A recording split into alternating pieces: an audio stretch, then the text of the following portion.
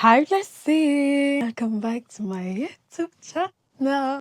You put faith in humans, I put mine on G-O-D. Just got 5 missed calls on a Sunday, don't you know I'm on D&D. Vu qu'on ne s'est pas beaucoup vu en 2025, je sais que vous vous demandez, mais qu'est-ce qui s'est passé en 2025, ma belle? On t'a pas vu? Tu nous as pas vu? We need to catch up. On doit rattraper le temps perdu. Dis-nous ce qu'on a raté. Et cette vidéo est faite pour ça. Mais je sais pas si vous avez remarqué, mais j'ai une nouvelle caméra.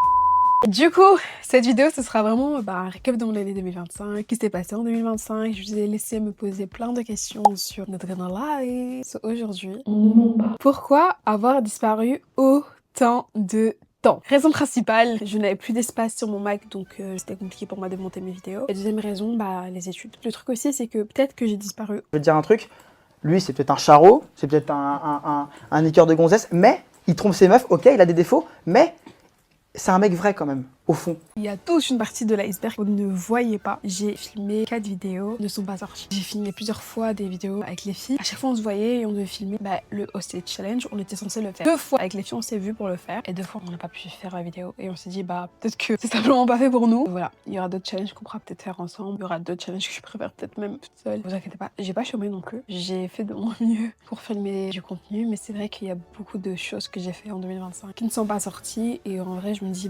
sûrement ça ne devait pas sortir à ce moment-là et c'est ok en fait. Donc 2026, mon objectif c'est de sortir minimum 30 vidéos cette année. On va s'y tenir, c'est déjà la première de l'année. Est-ce que vous me croyez, vous, que je pourrais sortir 30 vidéos cette année genre? Quel a été ton déclic pour te lancer dans les études que tu entreprends et que désires-tu faire par la suite? Je suis actuellement en communication. Comment ai-je fait pour atterrir en communication? Sachant que en secondaire, mon option de base était les sciences fortes. Depuis petite, j'avais juste un objectif en tête, c'est de devenir médecin. Je voulais devenir pédiatre et puis j'ai réfléchi à devenir pédopsychiatre. Au cas où, pour les gens qui ne savent pas, un pédiatre, c'est un médecin pour les enfants et ce n'est pas un podologue, un médecin pour les pieds. En 5e secondaire, mon année a été très dure mentalement. En 6e, j'ai dû accepter la vérité, qui était que j'étais pas faite pour ces études et que je n'allais pas être heureuse dans ce type d'études. Bien que j'étais prête à faire tous les sacrifices possibles pour finir et atteindre mon objectif qui était faire des études de médecine. J'ai fait des cours prépa à l'examen d'entrée de médecine. Je me suis rendu compte qu'en fait, ça me faisait pas vibrer, ça me parlait pas plus que ça. Et puis j'avais certaines difficultés et encore pour moi les difficultés, tu peux y travailler. Mais il y avait quand même un grand écart et puis bref, c'était pas fait pour moi. Et ça m'a pris beaucoup de temps à accepter. Ce qui est important et ce qu'il faut savoir, c'est que j'ai raté ma 6e secondaire. Dingue, la go, elle a réussi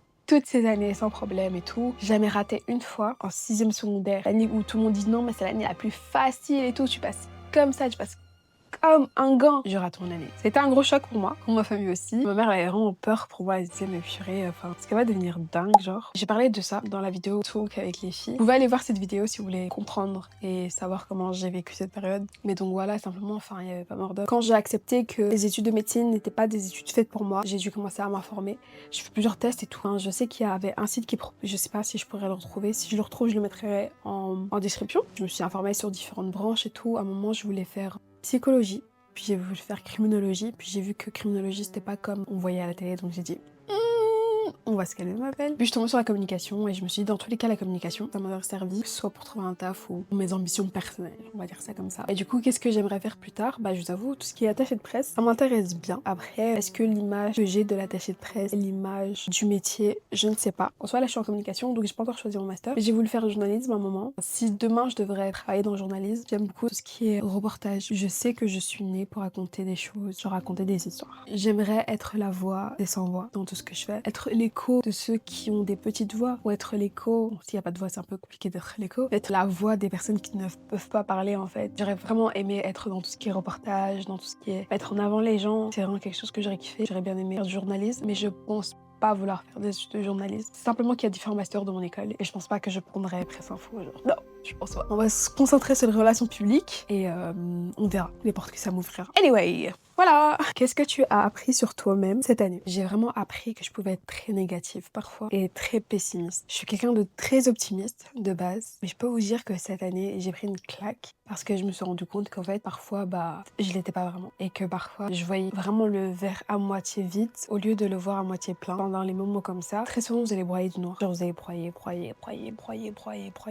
du noir. Tout autour de vous sera noir. Alors que non, c'est juste peut-être une toute petite partie comme ça sur un grand tableau. Je dirais que j'ai appris ça sur moi. 2026 en fait, on va juste reprendre l'améliorer hyper optimiste. Quelle nouvelle compétence as-tu développée? Premiere Pro. La première fois que j'ai dû utiliser Premiere Pro, les gars, j'étais à 2 dois de pleurer.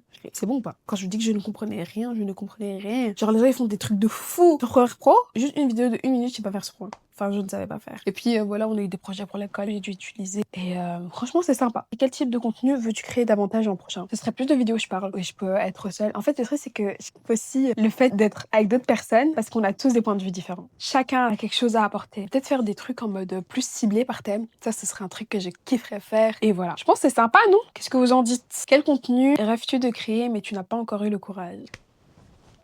C'est encore secret. Moi, c'est un peu la prunelle de mes yeux. Peut-être que 2026, je passerai enfin le cap et je le ferai. Mais en fait, ce qui est vraiment très triste, c'est que en 2024, je suis tombée malade. Au début, on ne savait pas ce que j'avais. Donc, un peu inquiète. Et quand je suis tombée malade, je me suis dit... Je raconte encore une fois dans la vidéo avec les filles. Mais en fait, je me rends compte que je ne sais pas quelle est l'issue de ma présence à l'hôpital. Mais j'étais en mode, waouh. Ce qui me faisait vraiment mal, c'est le fait de me dire que, purée, je sais pas ce qui se serait passé si j'avais osé faire ça et si j'avais osé montrer cette partie de moi au monde. Et je ne sais pas ce que ça m'aurait aussi procuré comme joie et satisfaction personnelle. Peut-être que 2026, ce sera l'année où je vais enfin me lancer. Qui sait? En fait, je me dis, ma belle, lance-toi seulement. Parce que ça sera jamais parfait à 100%. Et c'est aussi ça mon problème, c'est que je suis assez perfectionniste. Et je me dis toujours, ah mais j'ai envie que ce soit parfait dès le début, sauf que ça sera jamais parfait dès le début. Et le fait que tu te caches derrière le fait que je veux que ce soit parfait, bah tu le fais jamais. Parce que ça ne peut pas être parfait dès la première fois, quoi. Enfin, non, elle est où l'amélioration? Et c'est ça la beauté du chemin. Je sais pas si c'est un manque de courage, je sais pas non plus si c'est le temps. Mais au bout d'un moment, belle, faut changer quoi. C'est comme YouTube, je disais ouais, 2026, 2026. Je pense que j'avais dit 2026 pour YouTube, je ne sais plus. Mais bon, regardez-moi aujourd'hui. Qu'est-ce que tu veux changer dans ta manière de créer l'an prochain? J'ai fait une introspection et je me suis dit, ma belle, en fait, tes vidéos elles sont nulles. Voilà. Je peux pas dire qu'elles sont toutes nulles. Dans le sens où je veux qu'on s'accroche, je veux qu'on soit scotché. Et donc du coup, je me suis vraiment dit, cette année, mon but, c'est vraiment de travailler sur mon storytelling, ma narration et vraiment sur la qualité de mes vidéos. Pour travailler sur la qualité aussi, il faut poster pour s'améliorer à chaque fois et d'aller de meilleure en meilleure qualité. Je sais pas si vous captez ce que je veux dire. Je sais que vous êtes des gens intelligents. Vous savez, genre sur les trucs, j'ai reçu plein de trucs en mode ouais, tu mens. Oh, ouais, ça fait longtemps que c'est pas vu et tout. Je suis en mode, vous êtes trop mignons. Et vous savez que c'est un anonyme, genre. Ça me fait vraiment plaisir parce que du coup, je lis ces messages et tout, mais je me dis toujours, mais je sais pas c'est qui. Parce qu'il y a vraiment quelqu'un qui m'a dit, j'arrive pas à t'oublier, to be honest. And I was like, ils me disent, soit c'est une mauvaise blague, soit c'est vraiment quelqu'un de random auquel je m'attends pas. Moi, je pense que c'est un scam. Parce que y a pas lieu d'être, c'est simplement ça, quoi. Après, à tout le monde, c'est vrai que la personne, elle a vraiment dit ça avec ton cœur, genre, et pardon, je me moque pas de toi. Hein. Je pense que si t'arrives pas à m'oublier, ça veut dire que tu m'as connu. Et tu sais que je me moque pas des gens. Mais voilà, j'aimerais savoir, enfin, t'es qui? Come baby. As-tu accompli les projets ou objectifs que tu t'étais fixé en 2020? On va faire très simple, on va prendre mon vision board. Ça c'est mon vision board. Du coup, c'est vrai que j'ai passé plus de temps avec mes amis. J'ai posté une photo sur Instagram, puis je l'ai archivée. Échec! J'ai cuisiné, mais pas comme je le voulais. Je me suis pas habillée bien cette année, hein. Franchement, vraiment pas. 2026, je vais m'améliorer. J'ai pas créé tant de contenu que ça, mais j'ai quand même été un peu plus active sur TikTok, mine de rien. J'ai toujours pas eu mon permis, les gars. J'ai un petit gourmand du permis. Un jour, je ferai une vidéo, mais la vérité que le gourmand du permis, c'est pas des lol. J'ai eu 60 crédits. Je suis hyper fière de moi. Le plus important, c'était les 60 crédits, je suis désolée. C'est vrai que cette année, j'ai quand même essayé de prendre des photos. J'ai eu la chance d'assister à un tournage. Je pense que ça fait partie de l'un de mes meilleurs souvenirs de 2025. C'est le truc le plus what the heck sur mon vision board. Pourtant, ça a été dans mes premiers mois de l'année. Ça s'est fait de manière totalement inattendue. Et j'ai trop kiffé, genre, c'est trop impressionnant et j'aime trop. Donc ouais, j'ai participé à un tournage cette année. Enfin, aux coulisses, hein. Genre, en vrai, j'ai rien fait, j'ai juste regardé. Mais c'était trop bien. Je voulais vraiment faire ça, donc c'était sympa. Merci encore à la personne qui m'a permis d'assister à ce tournage. Ah oui, il y avait de l'argent, non? J'avais plus de taf pendant un très long moment. Et ça aussi, ça m'a un peu démoralisée, je vous avoue. De mars à novembre, j'ai pas travaillé. Enfin, en vrai, j'ai travaillé en mai. Mais j'ai pas travaillé énormément non plus. Mais sinon, j'ai pas travaillé. J'étais choquée des nombres de non-réponses. J'ai cherché du taf pendant très longtemps. Encore, je pense qu'il y a des gens, ça c'est pire. Puis moi, c'est un job étudiant. Donc voilà. Mais quand même, le marché de l'emploi, on vit que c'est chaud dehors, c'est chaud dehors. Mettez vos ceintures. Le nombre de refus que tu te manges. Et puis, je sais que c'est aussi compliqué pour les travailleurs parce que bah, les gens n'ont plus d'argent en fait. C'est la crise financière. Je me dis juste que Dieu soit avec nous. qu'on est assez pour mettre du pain sur notre table. Je parle comme si j'avais une famille à nourrir. Hein. Au début, je me suis dit, j'ai travaillé pendant 2 ans et demi non-stop au même endroit et tout. Je me suis dit, bah ça me permet aussi de faire une petite pause. Au bout d'un moment, tu te dis, ah ouais, mais ça fait quand même 3 mois que j'ai pas eu d'entrée d'argent ponctuelle sur mon compte, quoi. Je peux vous dire comment ça doit se sentir. Puis même pour les vidéos, j'étais limitée parce que je pouvais pas faire ce que je voulais. Je pouvais pas acheter ce que je voulais et tout. Ça m'a mis dans un bad mood une grosse partie de l'année. Puis j'ai trouvé par la grâce de Dieu. Vous savez, il y a un verset dans la Bible qui dit, c'est la bénédiction de l'Éternel qui a enrichi. Et il ne l'a fait suivre d'aucun chagrin. En fait, le truc, c'est que j'ai mangé plein de refus. Plein de trucs qu'on m'a pas répondu. Il y a eu un moment dans ma recherche d'emploi où j'ai commencé à un peu perdre espoir. C'est là qu'on se dit, en fait, literally, you have to keep pushing. Because you don't know how close you are to get your breakthrough. J'ai le truc et tout. Et au final, on me dit, la réponse, elle est négative. En fait, ma belle, ça sera pas possible. Et je suis démoralisée. Je me dis, en fait, c'est bon, j'ai pas trouvé de taf.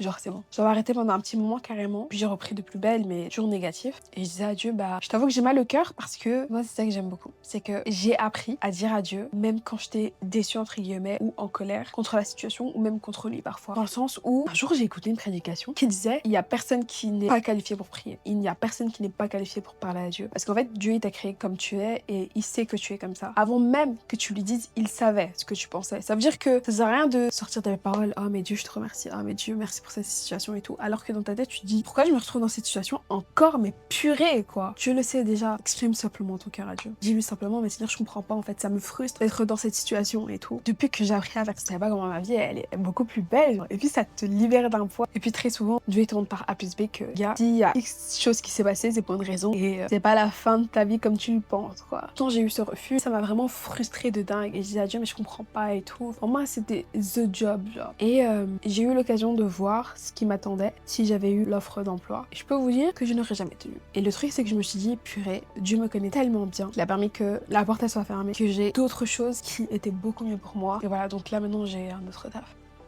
Je peux vous dire que je suis trop contente de mon taf, genre je suis hyper épanouie. Je vais pas au taf en traînant les pieds. Donc ayez foi. Je sais qu'il y a beaucoup de personnes qui ne croient pas en Dieu, mais moi je vous dirais de croire en Dieu, d'avoir foi en Dieu. Mais vous savez, croire en quelque chose, ça nous aide à tenir bon. Y a-t-il eu une rencontre qui t'a marqué cette année 2025? Il y a une relation qui m'a étonnée cette année. C'était ma relation avec Amélia du coup. Vous l'avez fait dans mon Girl Soul. Bah Amélia et moi on se connaît depuis qu'on est petite. On n'était pas aussi proches qu'on est maintenant. Et je peux vous dire que genre je suis tellement contente de la relation que j'ai avec Amélia. En plus elle regarde toutes mes vidéos, elle a toujours regardé toutes mes vidéos. Je sais qu'elle le verra. Je te fais des gros bisous. Je t'aime de ouf. Et ouais en fait on s'est tellement rapprochés cette année. Ça fait plaisir de se dire t'as une connexion avec quelqu'un, genre je vais expliquer, genre vous comprenez. Mais du coup c'est pas une rencontre, c'est juste une relation qui a évolué vers une relation d'autant plus fusionnelle. Mais ouais, une fille qui s'appelle Noah. Et j'aime trop Noah. J'ai l'impression qu'elle a pop-up de nulle part, même si je sais très bien d'où elle a pop-up. J'aime beaucoup Noah, franchement très bon délire. Même bah, j'aime beaucoup. On m'a dit, tu vas lire des questions par-ci par-là, tu vas tomber sur celui-ci. C'est juste des encouragements, lâche rien et garde le sourire.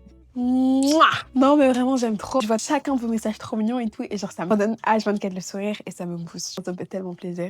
Pour moi il y a des messages c'est des scams parce que pourquoi je demande oui posez-moi vos questions pour mon année 2025 et c'est pas que je veux que tout redevienne comme avant. Je manque juste cette version de nous qui avait du sens. Mais imaginez c'est un truc d'amitié genre. Et je traite les gens de scammers alors qu'à tout moment c'est un amitié hein. Mais je me dis c'est qui genre. Je capte c'est plus facile de dire en anonyme. En fait je me sens mal parce que je me dis que la personne ça se trouve à dire ça elle va se sentir mal, elle va jamais me dire tu vois. En fait parce que moi je me suis dit la personne a fait genre en mode poétique, en mode ça rime et tout. Du coup je me suis dit c'est du scam. I'm sorry. Mais c'est quand même un peu drôle genre. Si tu vois cette partie dans la vidéo et que c'est toi, c'est parce que c'est un peu marrant, tu vois, ma réaction. Mais viens me parler en privé, en fait, simplement. Parce que si on était proches à un moment, ça veut dire que you can talk to me. Mais en fait, d'un côté, je me dis aussi, si on était proches à un moment et qu'on ne l'est plus maintenant, et que c'est pour une raison, peut-être que t'as vu mon côté en mode I don't want to talk to you anymore. Et c'est pour ça que t'es un peu gênée de venir me reparler. Mais t'inquiète, je mange pas. Et on s'est rabiboché, ça veut dire que derrière moi. Où tu te vois dans 5-10 ans? Les gars, franchement, je sais pas. Je me dis que la vie, elle est tellement remplie de surprises. Là où je me vois, je pense pas que ce sera où je serai. Enfin, j'ai l'impression que c'est toujours mieux, genre. Après, je pense que je peux être très visionnaire, mais ce sera toujours au-delà de tes attentes, genre. Ou peut-être pas. Où je me vois dans 5-10 ans, déjà, j'espère que j'aurai mon master. J'espère que j'aurai mon master et j'aurai un diplôme. Dans 5 ans, j'espère quand même que je serai un peu mariée, quoi. Après, j'avoue, je suis jeune. Je sais pas. Que je puisse vivre des choses qui font vibrer mon cœur, vous voyez. Puis voilà, quoi. C'est là où je me vois. Honnêtement, je pense que c'est possible. C'est là aussi, j'espère être. Donc voilà. Et vous voyez dans 5-10 ans. Quelle est ta vision sur les relations amoureuses? J'ai juste besoin de quelqu'un qui peut d'ailleurs pour moi, en fait. Genre, vous voyez quelqu'un, je dis, ouais, je me sens pas bien, j'ai mal à la tête. Son mot dit, c'est gros, il est pas bien, il commence à avoir des sueurs. Il se dit, mais tu veux que je te donne ma santé? Moi, je dis, bah oui, donne, c'est minimum, mon ami. Est-ce qu'on applaudit un poisson parce qu'il sait nager? Je pense pas. C'est de l'humour, hein.